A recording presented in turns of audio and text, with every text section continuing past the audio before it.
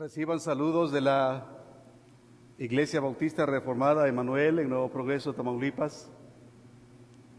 A todos ustedes, hermanos que son conocidos ya de nosotros, y ustedes que a través mío ya son conocidos o serán presentados allá en Nuevo Progreso, donde se reúne nuestra iglesia. Sinceros y sentidos saludos y deseos de que Dios en sus vidas personales, familiares, eclesiásticas, sea grandemente honrado, grandemente bendecido.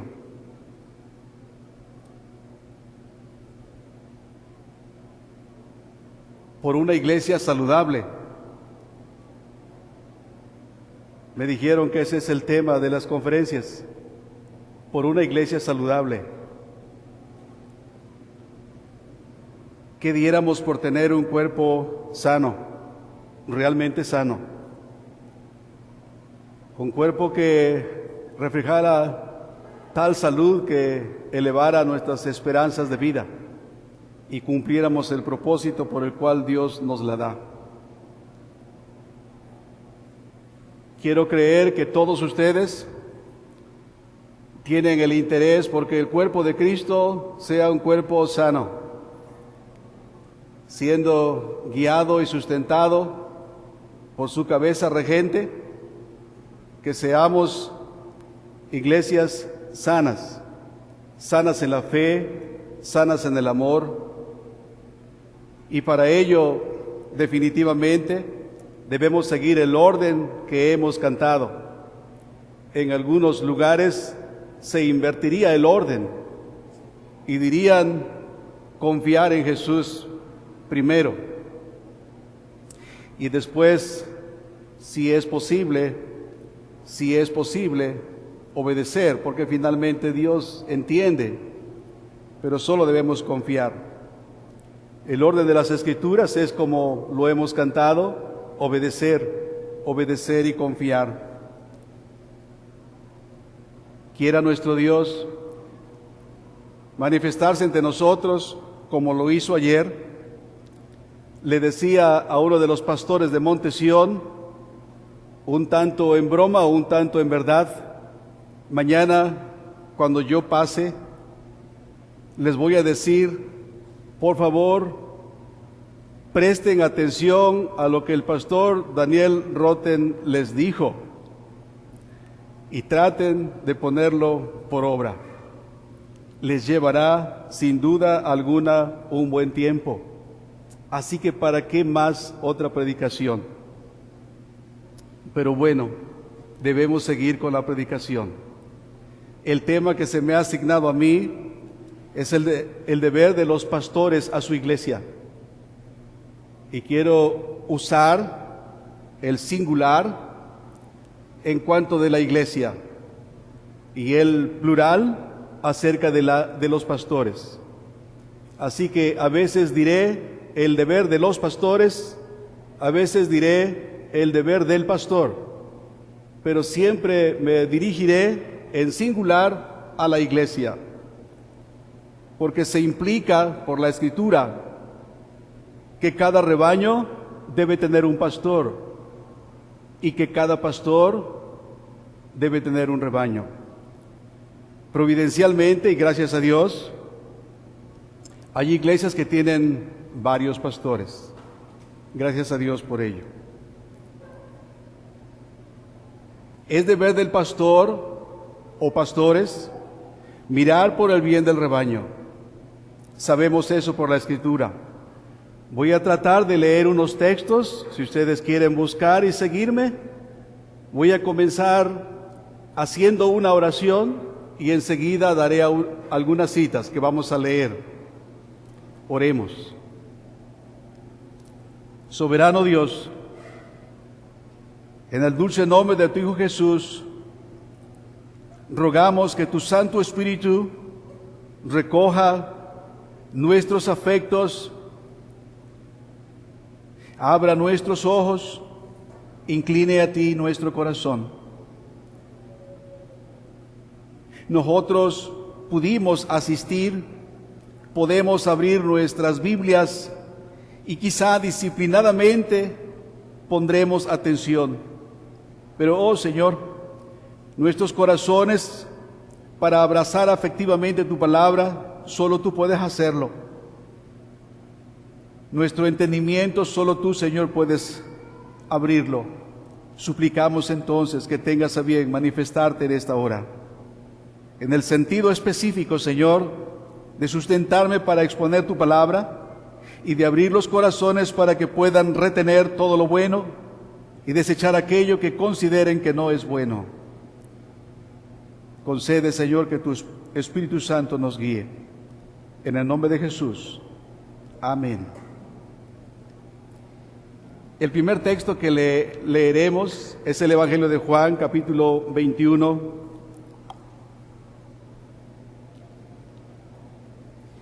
Y en razón de lo que quiero enfatizar, voy a leer solamente las últimas líneas de cada texto. Juan, capítulo 21, los versículos 15, 16 y 17. Ustedes van a poder leerlos seguramente completos en sus Biblias o al fondo. La última línea de cada versículo: apacienta mis corderos, pastorea mis ovejas, apacienta mis ovejas. Todos sabemos que es la instrucción del Señor Jesucristo a uno de los apóstoles.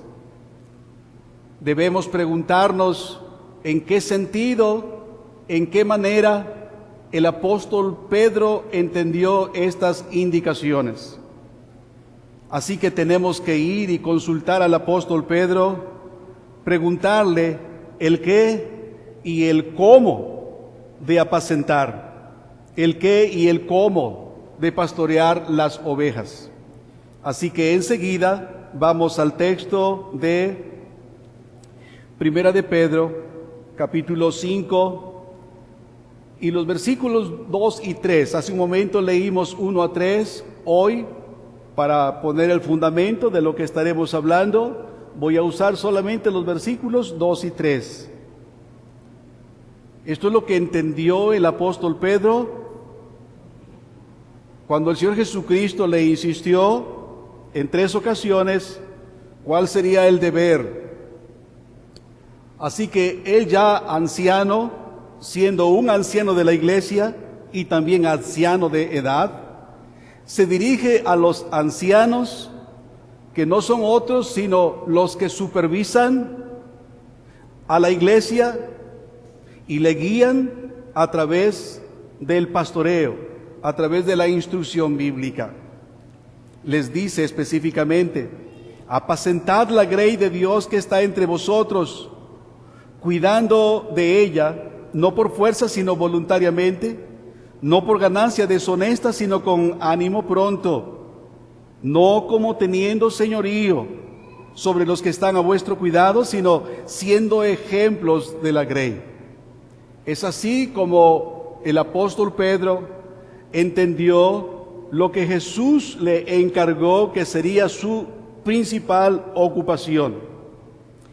Él ya es un anciano y él dice en una de sus cartas que él está muy próximo a la muerte, sabiendo incluso que los ancianos, otros pastores, sabían estas cosas.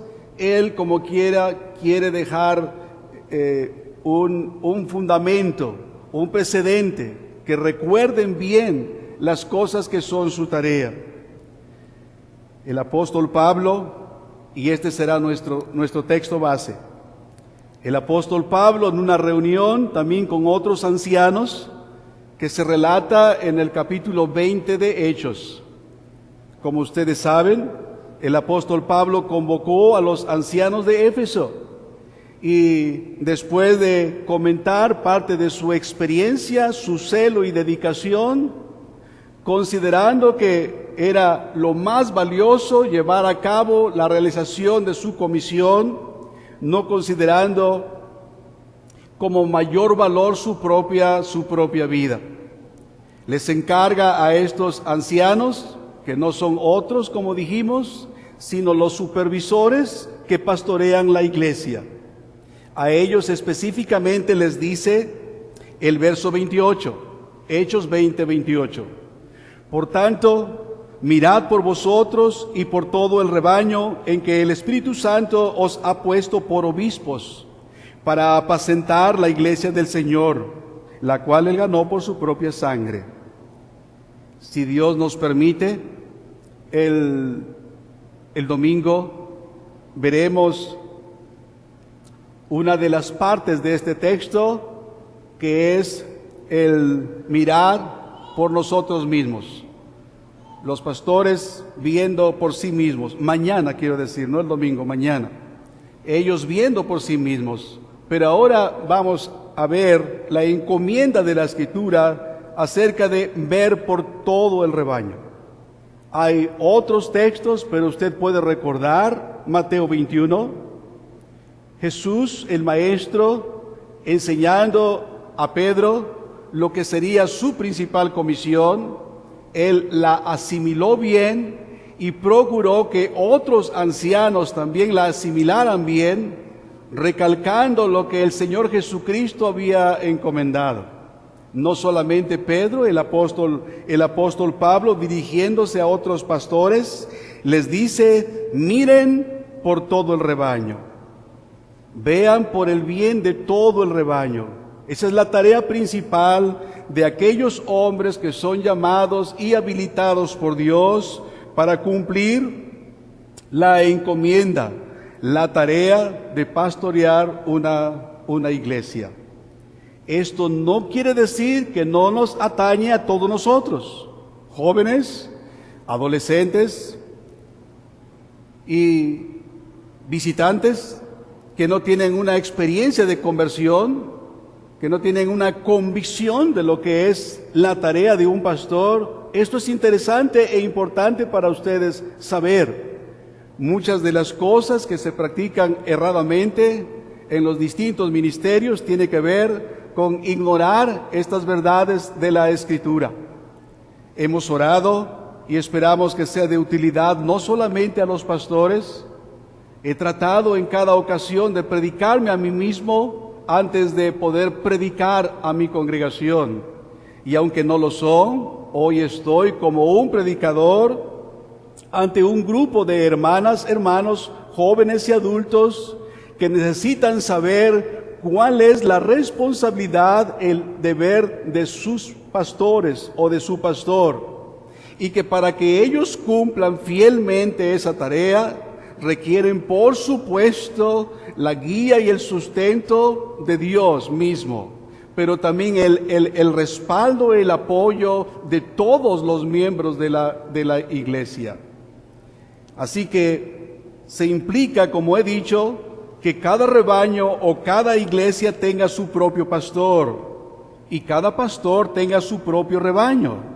Es la voluntad de Dios que cada congregación tenga su propio pastor y que cada discípulo, cada cristiano, joven o adulto, mujer u hombre, conozca a los maestros que Dios ha instituido y ha puesto en derredor suyo para que le guíen en el peregrinar a la eternidad.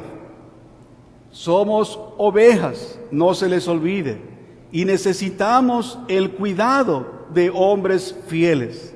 Es Dios que nos cuida a través de ellos. Así que el pastor se debe particularmente a su congregación, de manera que no gasta en otras lo que su congregación necesita en cuanto de su tiempo y ayuda, excepto cuando el bien general de la obra del Señor lo requiera. El pastor Danny Rotten tiene una comisión encargada por Dios y respaldada por su iglesia. Y el mayor de su tiempo, lo mayor de su energía, de su conocimiento, es canalizado para cumplir esa encomienda. Pero según sea necesario, el bien general de la obra de Dios, Él y otros debemos estar dispuestos a hacer lo que esté a nuestro alcance según nuestras fuerzas. A partir de esta relación entre el pastor y el rebaño, surgen todos los deberes mutuos entre ellos. Y ahora sí, el domingo en la mañana vamos a ver cuáles son los deberes que los miembros de la iglesia tenemos, obviamente para con nuestro Dios, pero para con nuestros pastores. Si ellos tienen deberes para con nosotros y sabemos que darán cuentas al Señor en cómo llevaron a cabo su trabajo, nosotros, todas las ovejas, todos los miembros de cada iglesia local, también tenemos deberes para con ellos. Pero eso lo veremos en otra sesión. Así que por una iglesia sana, hemos de procurar cumplir con nuestros deberes. Y yo quiero compartir algunos de ellos.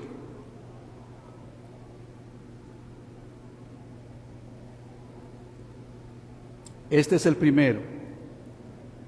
De manera especial, y hacia allá debes canalizar toda tu fuerza, todo tu conocimiento, todo tu tiempo. Debes buscar la conversión de los que no son convertidos. Y eso tiene que ver con nuestra propia congregación. El pastor Spurgeon, el príncipe de los pastores, él decía que en su congregación apenas si se podría contar quienes tenían una real experiencia de conversión. Esto quiere decir que necesitaremos predicar continuamente el Evangelio. El Evangelio debe de estar en cada una de nuestras predicaciones, en cada una de nuestras conversaciones, para afirmar a aquellos que han creído en Cristo Jesús, pero llamar a aquellos que aún no tienen una fe viva en Jesucristo. Es importante que hacia allá nosotros canalicemos todo nuestro esfuerzo, nuestro entendimiento, nuestras fuerzas, nuestro conocimiento. La conversión de las almas es nuestra meta principal. Debemos dedicar todas nuestras fuerzas a ella. ¿Por qué? ¿Saben qué? Es tan grande la condición, la desgracia en que se encuentran los inconversos, que clama por nuestra compasión. Pensemos en algunos de nuestros niños que tienen 12 o 14 o 16 años.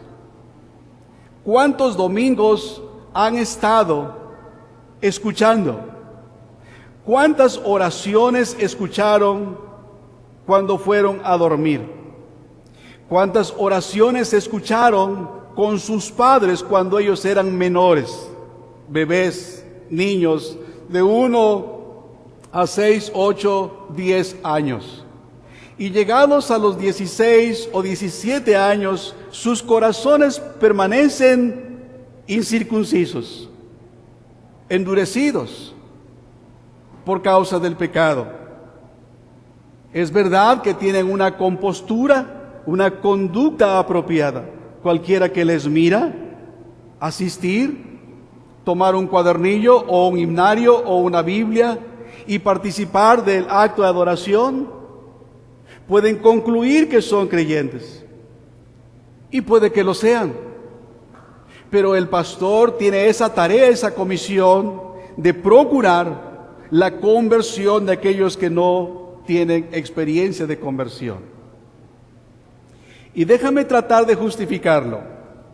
Mira, si un creyente real, un verdadero creyente peca, si un verdadero creyente peca, solo será un pecado que será perdonado. No estoy diciendo que pequemos para que la gracia abunde. Pero considera esto: un joven, una señorita, un hombre o una mujer adultos que en verdad han abrazado a Jesucristo como su Salvador, a través del arrepentimiento y la fe han confiado en Él e incurren en un pecado. Solo es un pecado. Solo es un pecado que será perdonado. Obviamente debe haber arrepentimiento y distanciamiento del pecado, pero solo será un pecado. No sucede que haya peligro de condenación para él, pues el que está en Cristo es una nueva criatura y no hay para él condenación. Así que si un creyente peca, solo caerá en un pecado que será perdonado. No corre el mismo peligro de condenarse como los que no son creyentes. Por supuesto, Dios odia el pecado del creyente, al igual que aborrece el pecado de el que no es creyente. Y no es que los dejará entrar en el cielo a pesar de su pecado, sino que el Espíritu que mora en ellos no los dejará permanecer en el pecado. Esa es la grande diferencia. El caso de los inconversos es distinto. El caso de ellos es absolutamente distinto.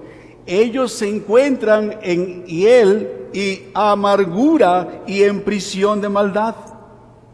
Ellos están lejos de Dios, de los pactos y sin esperanza, aun cuando gocen las bendiciones de la convivencia entre los cristianos. Eso en verdad me espanta. Eso en verdad me horroriza. Tengo 2 hijas. Con lágrimas supliqué en su momento y mostré a ellas lo terrible de su condición delante de Dios. Algunos que me conocen por más tiempo saben que yo manejé a ellas cuando eran niñas para llevarles a la escuela. Cada día aproximadamente 40 minutos, cada mañana a las 6:30 de la mañana para estar a las 7 allí. Y de los 5 días de la semana, 2 o 3 hacía yo ese recordatorio, esa insistencia.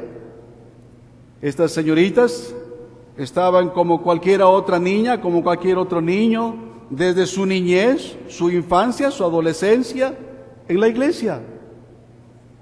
Pero uno puede ver cuando hay una real conversión y cuando no hay una verdadera conversión. El pastor debe conocer la condición de sus ovejas y él debe saber que hay, obviamente no es que sea 100% acertado, y la mayoría de las veces me equivoco yo. Y en ese sentido, me encanta ser equivocado. En ese sentido, me encanta ser errado. Pensando que la señorita B o pensando que el joven A no es realmente converso, entonces yo insisto a él, yo insisto a ella. Y gradualmente veo que tiene experiencia de conversión y que no es en ese momento, que hay evidencia que fue del pasado, tal vez 2 o 3 años atrás. Lo que no debemos concluir, los pastores, es que todos por asistencia, por simple presencia, son cristianos. Y debemos ser preocupados en convertirles, como si dependiera de nosotros. Bien sabemos que no depende de nosotros. Bien sabemos que eso es obra de la gracia de Dios. Sabemos que ellos se encuentran muertos espiritualmente, a menos que el Espíritu Santo venga y les vivifique, cambiando su corazón, hablando a sus corazones de una manera eficaz. Sabemos que todo lo que digamos no tendrá efecto. Pero Dios nos ha mandado a hablar y a predicar, y ese es nuestro deber, quiero decir, nuestra responsabilidad. Ellos necesitan tu labor, ellos te necesitan, y tu deber, tu trabajo es abrir sus ojos, y se convertirán de las tinieblas a la luz, de la potestad de las tinieblas a Dios, y te darás cuenta con mucho gozo que recibirán el perdón de sus pecados y serán llamados o hechos herederos entre los santificados. El apóstol Pablo recibió estas palabras que he citado, aunque no he citado el texto literalmente, pero de ahí he extraído estas palabras de Hechos 26:18. Es Dios hablando, o Jesús hablando a Pablo, y le dice, desde el verso 15, usted puede leer, tal vez lo tengamos aquí atrás, yo voy a leer solamente el 18. Para que abras tus ojos, para que se conviertan de las tinieblas a la luz y de la potestad de Satanás a Dios, para que reciban por la fe que es en mí perdón de pecados y herencia entre los santificados. Hermano querido, créeme, Dios me ha permitido pocas veces, me gustaría muchas más, pero me ha permitido disfrutar el gozo, la bendición de escuchar a una persona, a veces joven, a veces adulta la persona, decir cómo Dios le ha salvado y que desea caminar con Cristo. No solamente hay gozo en nosotros, no solo habrá gozo en nuestra congregación, hay gozo en el cielo. ¿Y sabes qué? Estoy de acuerdo si estás pensando que ese es el deber de todos los creyentes. Estoy de acuerdo contigo. Traemos a la memoria Mateo 28, y es verdad que es deber de todos los creyentes presentar el Evangelio y procurar la conversión de los no conversos. Pero es deber tuyo, querido. Otro deber de los pastores es estar preparado y dispuesto para aconsejar, para guiar a aquel que acuda a ti bajo la convicción de pecado. Es estar preparado para cuando Dios obre en aquellos a quienes has hablado, que de momento parecen indiferentes, tal vez no rechazan abiertamente, pero te das cuenta que causó muy poco impacto lo que dijiste. Pero obviamente tú has orado, la iglesia ha orado, y esperamos que un día tal persona, tales jóvenes, tengan convicción y puedan ver cuán horroroso es el pecado, puedan ver la majestad y la gloria de Dios y atemorizarse por vivir de la manera que viven. Y acudirán al pastor para hacerles saber lo que está pasando con ellos. Sería maravilloso que alguien que te ha escuchado 1, 2, 3, 20, 50 veces, un día finalmente se presentara delante de ti y te dijera: pastor, ¿qué debo hacer yo para ser salvo? ¿Qué debo yo hacer para ser salvo? Sería una cosa maravillosa, sin duda alguna. Y debes estar preparado para ello, porque es por eso que predicamos. El pastor no solamente es un predicador, acuérdate, el pastor es el cuidador de almas. Al igual que un médico cuida de nuestra salud o un abogado de nuestros bienes. Si alguna ocasión tenemos algún síntoma, si es algo menor, nosotros recurrimos a algún medicamento que nuestros abuelos o nuestros padres han utilizado. Cuando es algo mayor que nos atemoriza, buscamos un buen médico. Y según nuestras posibilidades buscaremos el mejor. Eso es lo normal que hace una persona. Si tenemos alguno de nuestros bienes en riesgo, en peligro, nosotros no entendemos nada de esas letras chiquitas que en algunos documentos se escriben. Buscamos a una persona especializada para que nos ayude en este caso. Créeme, para cuidar de tu cuerpo hay médicos, para cuidar de tus bienes hay licenciados, pero nadie va a cuidar de tu alma. Nadie. Bueno, sí, alguien. Los pastores. Ellos. Y solamente ellos. Yo no conozco el idioma original, pero dicen los que sí saben. Vamos a leer Hebreos 13:17.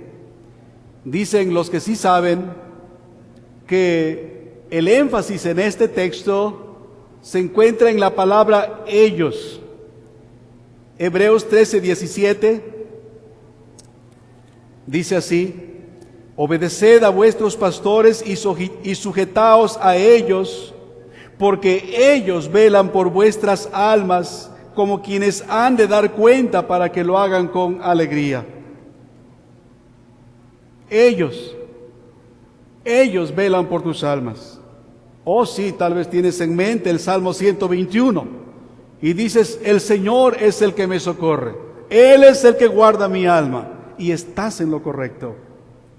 Pero según el diseño de Dios, Él ha establecido que hombres comunes y corrientes cuiden de nuestras almas. Tengo en mente a un hermano en la fe que amo entrañablemente y me comparte su experiencia acerca de un hombre en su iglesia. Palabras de él, palabras del pastor. Este hombre, que es un diácono en su iglesia, era un hombre calificado, habilitado. En verdad es un hombre inteligente. Pero él era muy presto, muy diligente en hacer varias cosas en el lugar donde se reunían, como trabajar con los asientos, con las bocinas y todo esto que se utiliza. Alguien, no fue una explosión que puso las sillas aquí, ¿verdad? Ni fue una explosión que acomodó todo esto. Alguien tuvo que hacerlo. Y este hombre lo hacía. Pero el pastor dice que este hombre le dijo en más de una ocasión: Pastor Ken, yo soy una oveja muy tonta. Por favor, cuida de mi alma. Y no te preocupes de lo demás. Yo lo voy a hacer. Tenía un buen entendimiento este hombre. Él sabía obviamente que es Dios el que guarda a Israel. Es verdad que nosotros nos guardamos a nosotros mismos, ocupándonos de nuestra salvación con temor y temblor. Pero querido pastor, Dios ha puesto en tus manos almas eternas, por las que tú tendrás que dar cuenta. Luego entonces, es un deber estar presto, estar atento, para cuando Dios traiga a alguna persona a la convicción de pecado y Él busque de tus labios la sabiduría del cielo. Esto lo entendían bien los antiguos, pues recordarás a Nicodemo que cuando él tuvo una pregunta, él se dirigió a Jesucristo para presentar a él su inquietud. Él tenía presente sin duda alguna Malaquías capítulo 2 y el verso 7. Mira conmigo lo que escribe el profeta Malaquías en el capítulo 2 y el versículo 7. Porque los labios del sacerdote han de guardar la sabiduría, y de su boca el pueblo buscará la ley. Porque mensajero es de Jehová de los ejércitos. Esto es un pastor y debe estar preparado. Todas las personas, creyentes y no creyentes, que tengan algunas dudas y dificultades, pueden traer su caso. Pueden tener la confianza de acudir a este hombre, porque los labios del sacerdote han de guardar la sabiduría, y de su boca el pueblo buscará la ley, porque es mensajero de Jehová de los ejércitos. Y debes estar listo Debes estar listo para dar una respuesta que supla su necesidad. Como Nicodemo, quizá haga la pregunta incorrecta. Quizá no tiene claro todavía cuál es su necesidad. Pero tú, querido pastor, sí sabes cuál es su necesidad. No es meramente de educación, no es solo economía, no es algo emotivo solamente. Su necesidad, y suplida esta, va a solucionar todas las demás cosas. Por lo tanto, debes estar listo para responder cuando Dios esté en respuesta a las oraciones de la iglesia, trayendo a alguna persona bajo convicción de pecado.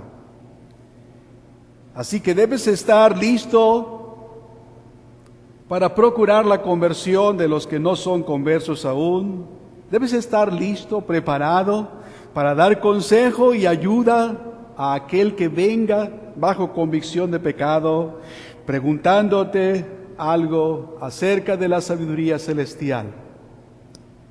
En tercer lugar, otro deber es procurar la edificación, la madurez, el crecimiento de los que ya son verdaderos participantes de la gracia divina. Es nuestro deber.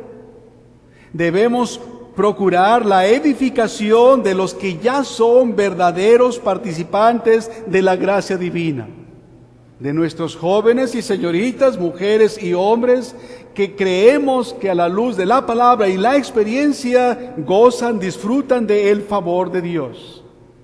Ahora, en este aspecto del deber pastoral varía según los distintos estados de los creyentes, porque no todos estamos en el mismo nivel de desarrollo. Este es el primer estado. Hay algunos del rebaño que son jóvenes y son débiles, y les falta fuerza y les falta eficacia, aun cuando ya tengan años de convertidos. ¿Y sabes qué? Este es el estado más común de los creyentes. Recuerda, estoy hablando del deber de procurar la edificación, la madurez de los hermanos en la fe, de aquellos que creemos que tienen experiencia de conversión. Y como dije, en este deber hay variedad debido a la condición, al estado de los creyentes. Hay los jóvenes que son débiles y son ineficaces en muchas áreas de la vida cristiana. Cristianos, hermanos en la fe. Y este es el estado más común de muchos en las iglesias. La mayoría se contenta, voy a tratar de justificar esto, la mayoría se contenta con un grado inferior de virtud y cuesta mucho hacerlo subir. La mayoría se contenta, la mayoría está satisfecha con un grado inferior de virtud y cuesta hacerlos crecer, cuesta hacerlos subir. Es relativamente fácil llevarlos a una opinión superior, es decir, sacarlos del error a la verdad. Eso es relativamente fácil. Pero no resulta tan fácil aumentar su conocimiento. No resulta tan fácil aumentar sus dones. Aumentar y fortalecer sus virtudes es lo más difícil. Porque ellos se consideran a sí mismos ya cristianos. Y lo son. Y lo son. Pero ellos, a veces con tristeza podemos ver que tienen un estado de debilidad, de ineficacia, y debemos ocuparnos en fomentar y aumentar sus virtudes, procurar que su fuerza sea canalizada en el honor y la gloria de Dios, en el beneficio de otros creyentes, que no solo estén dependiendo del apoyo de otros creyentes, que ellos mismos sean apoyo para otros creyentes. No, esa tarea no es fácil. El apóstol Pablo, escribiendo al pastor Tito, le da una amplia indicación para que por su prédica hubiese hombres mayores, sanos y fuertes en el amor y la fe. Que hubiese mujeres mayores ocupadas en la instrucción, en el asesoramiento a las mujeres jóvenes. Que hubiera mujeres jóvenes ocupadas en su salvación con temor y temblor. Lo mismo con los hombres jóvenes. Lo mismo con los trabajadores, con los empleados. Lo mismo con los patrones, con los jefes de área. Porque estaba interesado en que el evangelio fuese adornado. Como resumen de esto, yo leo Tito capítulo 2 y el verso 10. Pero si usted anota, puede leer todo el capítulo, particularmente el capítulo 2. Yo solo leo el verso 10 de Tito 2. No defraudando, sino mostrándose fieles en todo, para que en todo adornen la doctrina de Dios nuestro Salvador. ¡Qué hermosos arreglos ornatos para la iglesia son la vida de esos hombres que pintan como yo ya canas! Qué bendición es encontrarse en una iglesia a un hombre mayor de 60, 70 años que con fidelidad desde sus años mozos ha disfrutado del favor de Dios. Qué hermoso, qué ornato tan valioso es encontrar a jóvenes de los 16, 25, 30 años, habiendo tantos sonidos, tantos colores, tan atrayentes, tan distractores, que ellos estén interesados en alabar a Dios, en edificar a otros creyentes. En verdad es una iglesia saludable. Pero para ello, querido, se requiere tu esfuerzo y tu dedicación para procurar su crecimiento, para procurar su desarrollo. Aparte, la gente, los que nos ven, los que nos conocen, estarían más dispuestos a creer que el Evangelio es la verdad celestial y que cambia y que transforma verdaderamente vidas de jóvenes o de adultos que han caminado durante un buen trecho de la vida cristiana. Sin duda alguna enfrentaron muchas adversidades y ellos permanecen fieles. Sin duda es la obra de la gracia de Dios. Por supuesto. Pero se requiere la diligente labor del pastor o los pastores de la iglesia. Otra clase de convertidos que necesitan una ayuda especial son aquellos que padecen alguna corrupción en particular que ahoga sus virtudes.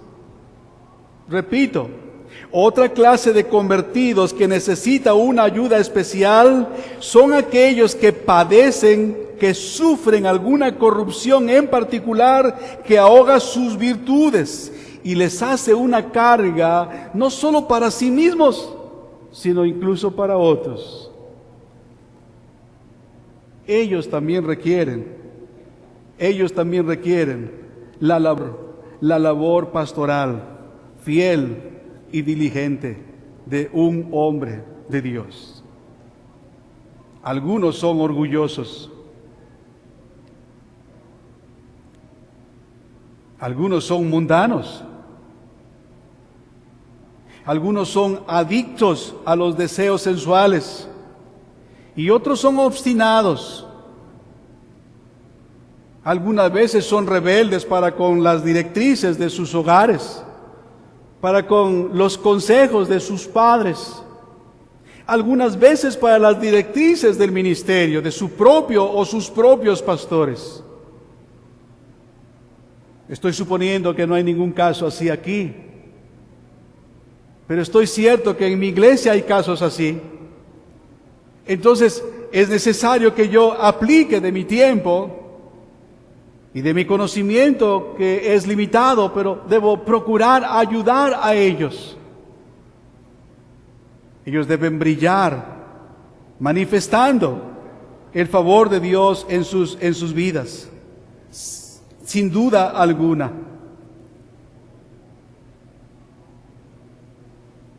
Es nuestro deber ayudar a todos ellos, disuadiéndolos, mostrándoles lo odioso que es el pecado, el daño que provoca al cuerpo de Cristo, una vida no gobernada por el Espíritu Santo, mostrándoles lo valioso y lo hermoso que es una vida sustentada por el Espíritu del Señor.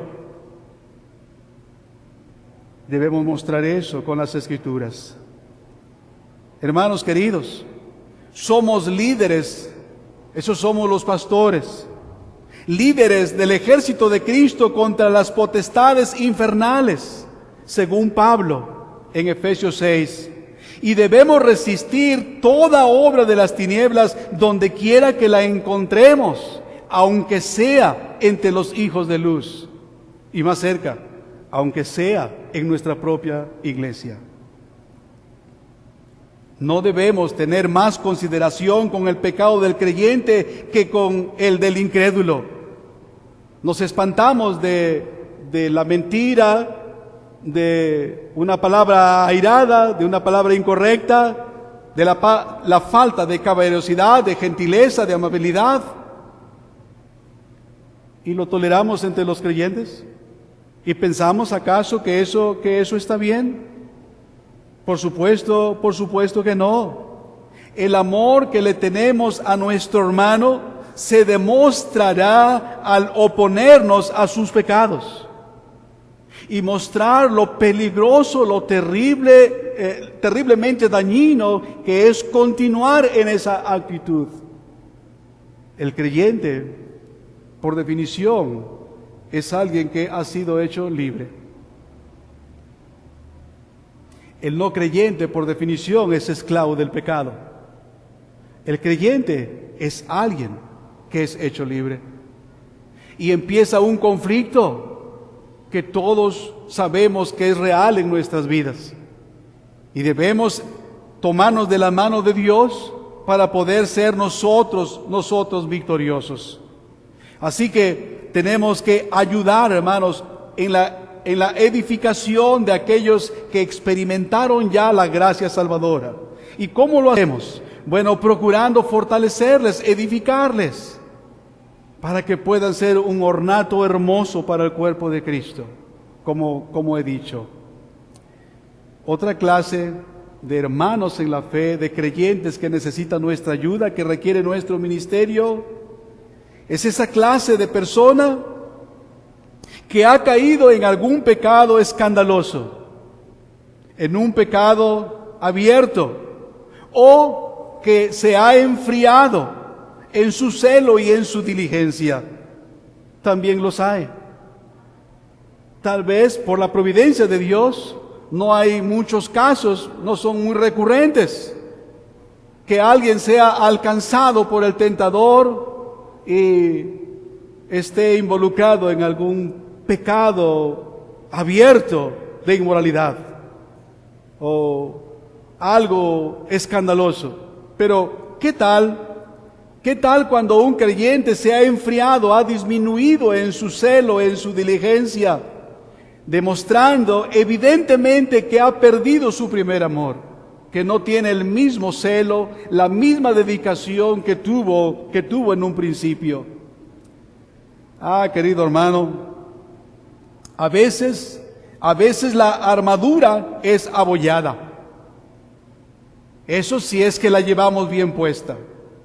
Si es que tenemos el cinto de la verdad bien fija, bien sujeta a los lomos de nuestro entendimiento. Suponiendo que es verdad que tenemos bien puesta la coraza de justicia. suponiendo que sabemos usar el escudo de la fe para apagar los dardos de fuego del maligno, suponiendo que tenemos puesto el yelmo de la salvación, que estamos seguros que Cristo es nuestro Salvador, suponiendo que tenemos las sandalias y tenemos la disponibilidad de hacer lo que a Dios agrada, suponiendo que empuñamos la espada, y no solo la empuñamos, sino que sabemos blandirla, sabemos usarla apropiada y correctamente. Aún así, querida hermana, amado hermano, aún así, a veces la armadura va a ser abollada. Algunas veces las virtudes serán disminuidas. Y debemos percibir, debemos enseñar, percibir y enseñar cuando su armadura ha sido afectada, cuando el tentador ha alcanzado algún terreno en ellos, cuando sus virtudes empezaron a menguar. Y tenemos que enseñarles a revestirse del Señor y del poder de su fuerza. Y debemos recordarles que es sumamente importante que se vistan de toda la armadura de Dios, que es importante que lo hagan para que puedan permanecer firmes en el día malo, en la ocasión cuando enfrentarán al adversario. Recuerda, nosotros somos líderes del ejército de Cristo contra las potestades infernales. Y debemos resistir toda obra de las tinieblas, donde quiera que se encuentre, aún en medio de nosotros.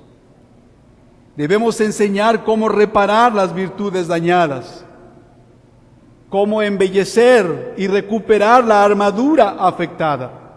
Pero para hacerlo necesitamos enseñarles y saber nosotros, obviamente, cómo es que se daña la armadura, cómo es que las virtudes vienen a menos. ¿Cómo es que se pierde el celo y la diligencia? ¿Cómo es que caemos en un adormecimiento complaciente por las cosas buenas que ya sabemos y las demás que realizamos?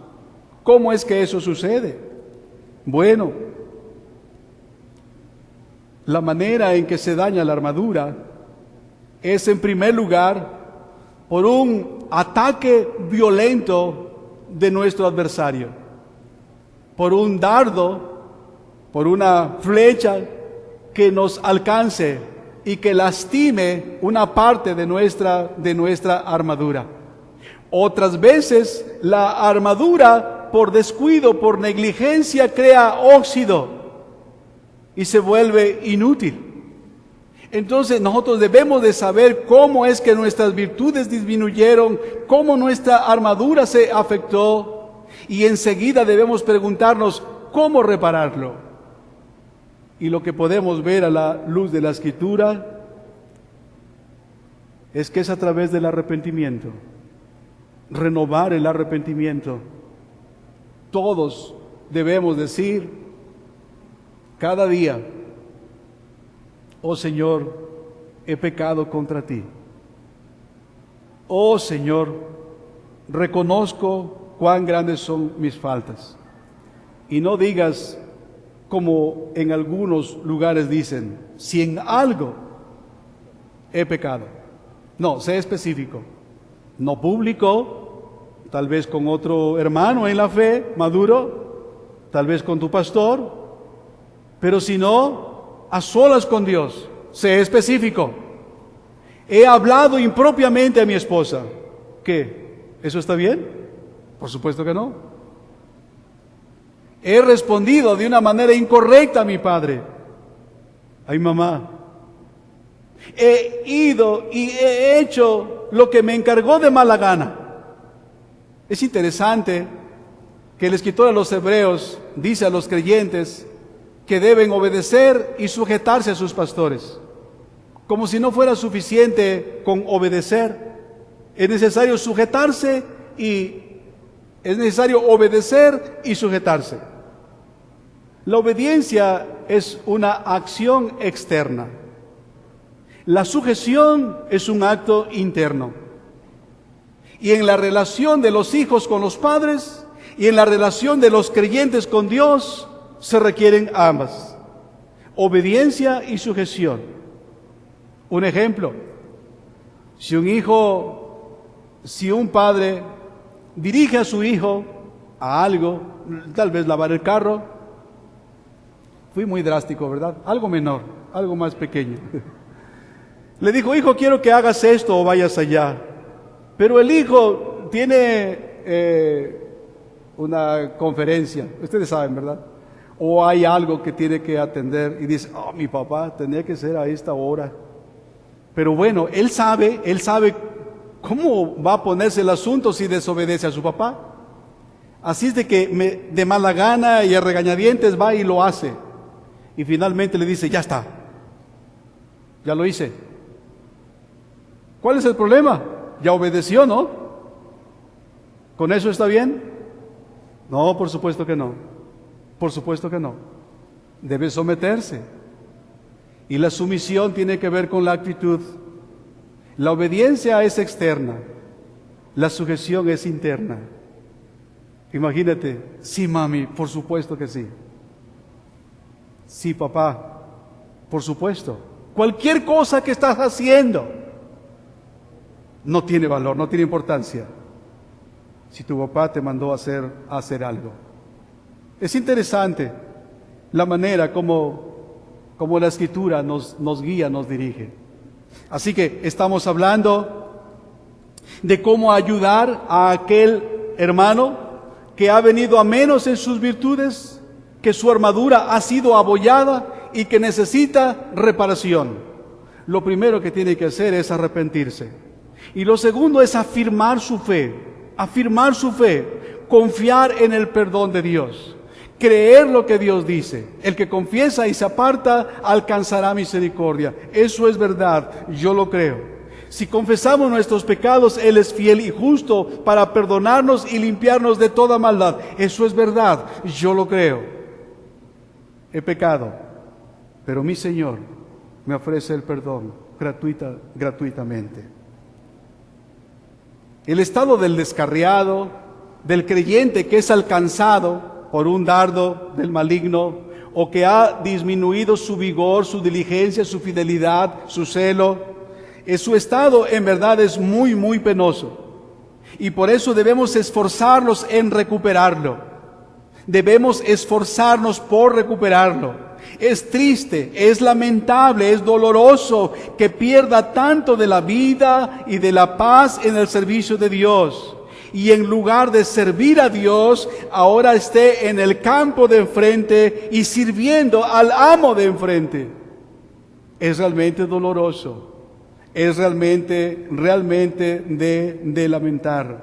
Nuestro corazón debe gemir de dolor y suplicar delante del Señor por la liberación de tales hermanos y procurar su crecimiento y decir como el apóstol, hijitos míos, por quienes vuelvo a sufrir dolores como de parto, hasta que Cristo sea formado en vosotros. La meta es que seamos como Cristo. La meta para ti, si tienes 10 miembros en tu iglesia, mayor si tienes más, es que ellos sean presentados perfectos en Cristo Jesús.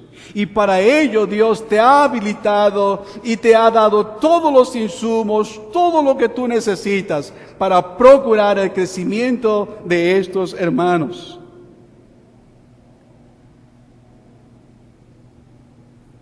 Sabemos muy poco del dolor y la aflicción que causa que un hermano en la fe sea alcanzado por el tentador.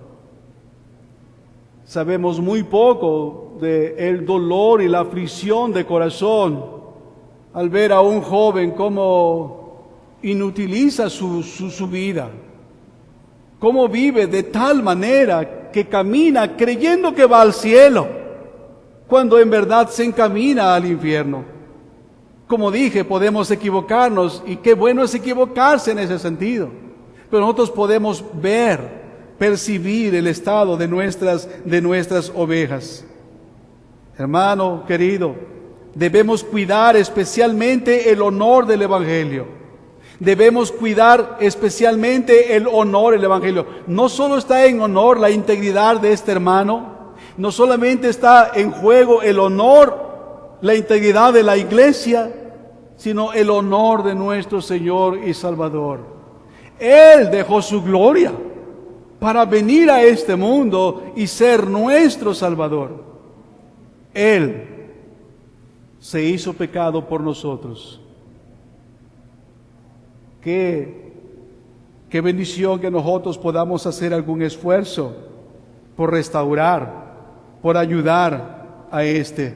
Debemos cuidar entonces especialmente el honor del Evangelio, asegurando que den tales personas tales pruebas de arrepentimiento sincero, con una confesión libre y plena del pecado, que les permita hacer alguna restauración, alguna reparación del daño que ellos se han causado y han causado también. Hermano pastor, la restauración de un alma en ese estado requiere dedicación y gran habilidad pastoral. Debemos restaurar a aquel que fuere sorprendido en alguna falta con espíritu de mansedumbre. Eso dice Pablo en Gálatas 6:1. Debemos procurar su restauración. Es realmente doloroso, pero es parte de nuestra tarea, es otro de nuestros deberes. Finalmente, para concluir, debemos cuidar celosamente de las familias de nuestra iglesia.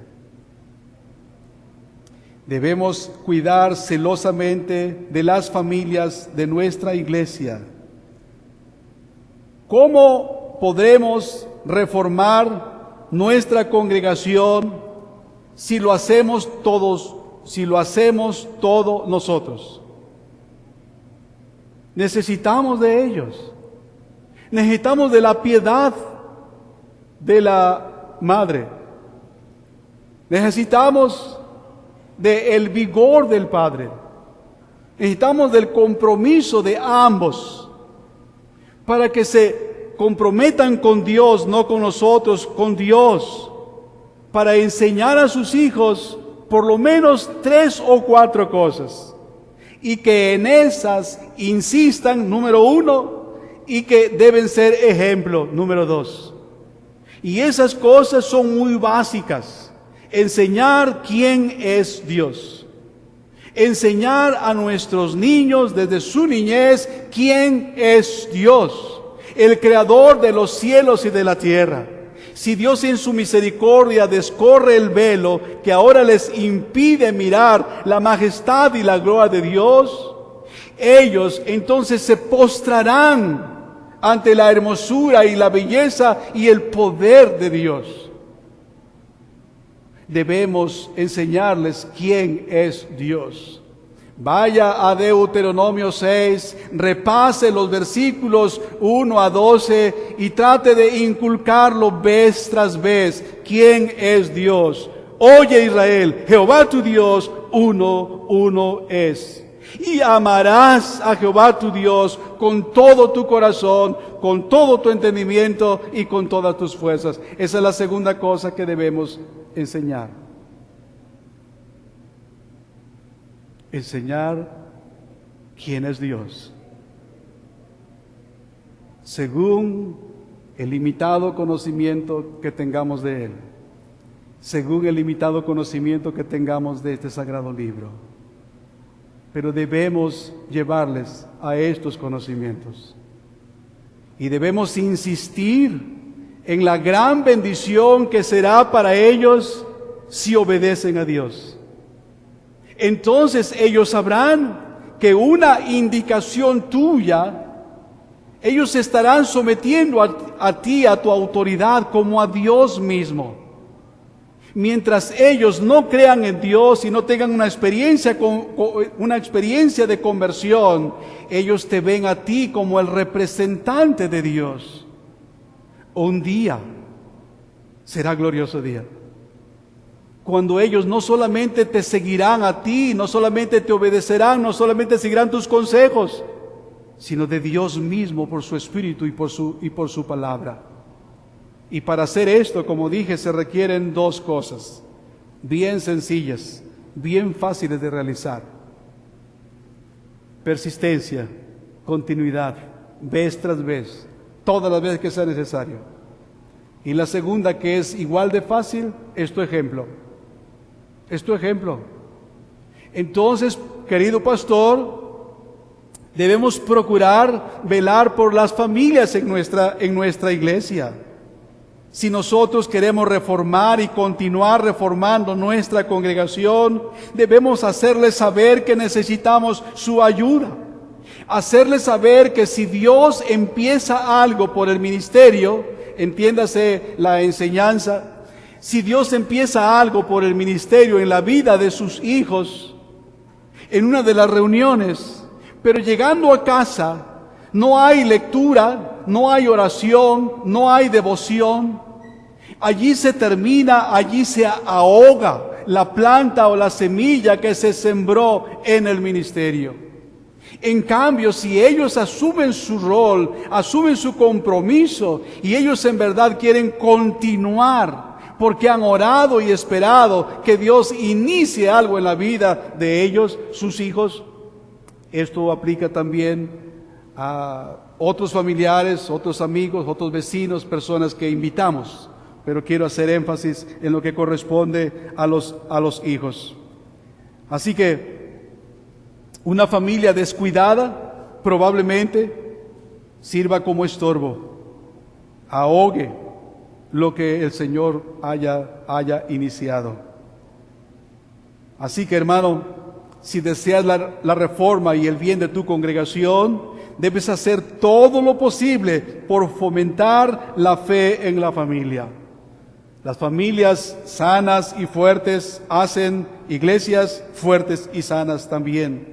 Debes convencerlos que la falta de la lectura de la Biblia, que la falta de las oraciones en familia es pecado.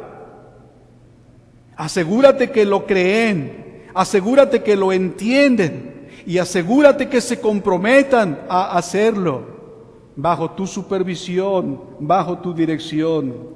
Mira hasta donde es posible ver, mira si entienden bien los roles que les corresponden y los aceptan con gozo. Procura conversar con las mujeres, con los hombres que son cónyuges y ve si ellos entienden bien sus roles. Si ella está dispuesta a honrar a Cristo sometiéndose a su esposo. Si él está dispuesto a honrar a Cristo amando a su esposa, siguiendo el modelo perfecto en Jesucristo. Ve hasta donde es posible ver si ellos como padres entienden cuál es su rol y lo abrazan con afecto y están dispuestos a cumplirlo. Ve hasta donde es posible ver si los adolescentes, si los jóvenes o incluso los niños entienden cuál es su rol.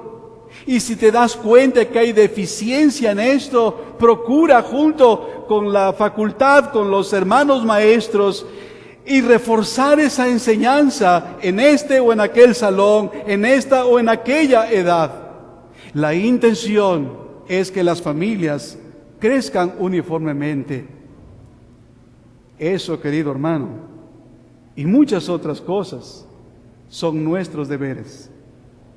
Son nuestros deberes. Debemos entonces procurar la conversión de los no convertidos, empezando por el círculo más cerrado. Tú sabes a qué me refiero.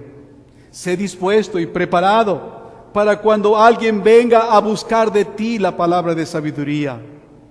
Sé dispuesto y preparado para guiar a esa persona, no a ti o meramente a otra persona, sino a Cristo. Ve que tenga una real convicción y no le entusiasmes o no te entusiasmes con su entusiasmo. Muéstrale cuán serio y cuán delicado es y cuán importante es creer en Cristo como Señor y Salvador. Edifica a los conversos.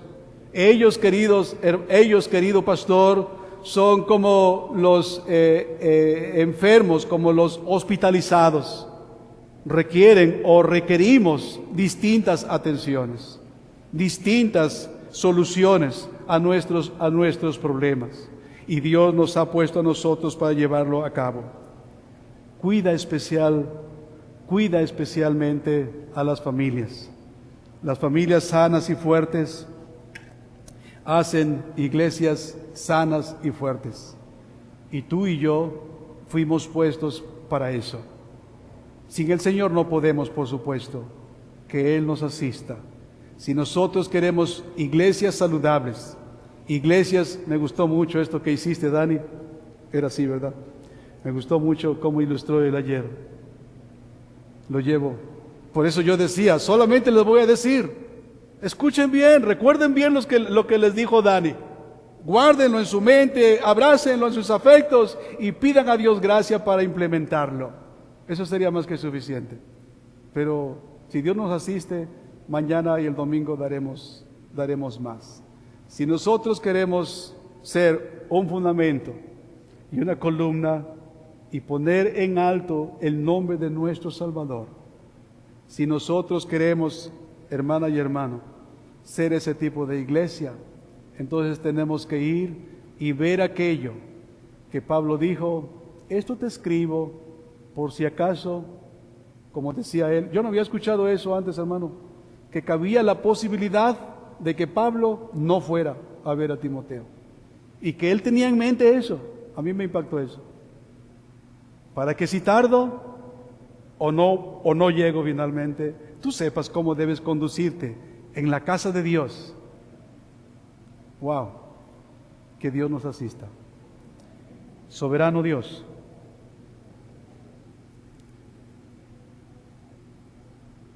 en tu santo nombre y delante de ti, deseamos, Señor, poner a consideración estas verdades de tu santa palabra. Aquí habemos varios pastores.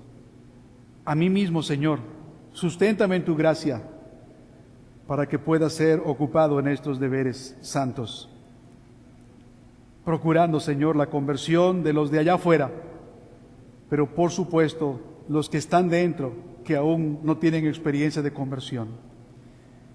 Ayúdame a procurar la madurez, el crecimiento, Señor, de aquellos que tú has concedido gracia divina para la redención de sus vidas. Pero, oh Señor, a veces son tan débiles, a veces son tan pequeños, Señor, a veces causan tanto dolor. Oh Señor, concédenos tu gracia para que podamos ayudarlos a crecer. Ayúdanos, Señor, a considerar seriamente, con amor, con mucha ternura, a aquellos que han sido alcanzados por un dardo de fuego del maligno. Aquellos que han permitido, Señor, que su armadura por el desuso sea oxidada o abollada por algún ataque del enemigo. Ayúdanos, Señor, para que les enseñemos que si su armadura está afectada, deben repararla.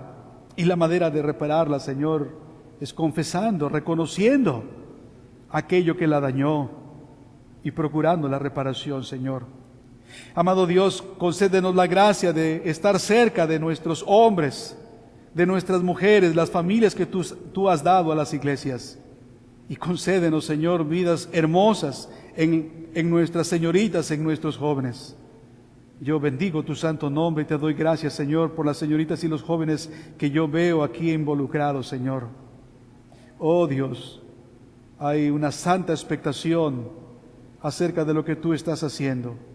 Bendice a nuestros hermanos consiervos, Señor, para gloria tuya.